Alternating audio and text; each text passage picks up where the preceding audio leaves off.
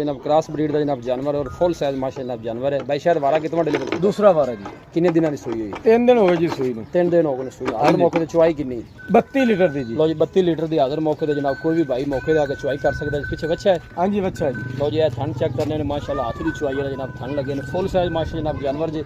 सलाह फड़ा के जनाब दोस्तों को तसल्ली करा रहे हैं और प्रिंट बड़ा माशाल्लाह जनाब जानवर का बड़ा खूबसूरत लाजवाब प्रिंट च माशा जनाब जानवर दे आने दे वापस और फेस चेक करना माशा जनाब जानवर का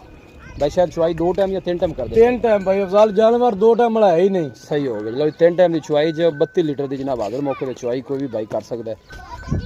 चलन फिर तो माशा जनाब जानवर चेक कर सकते हो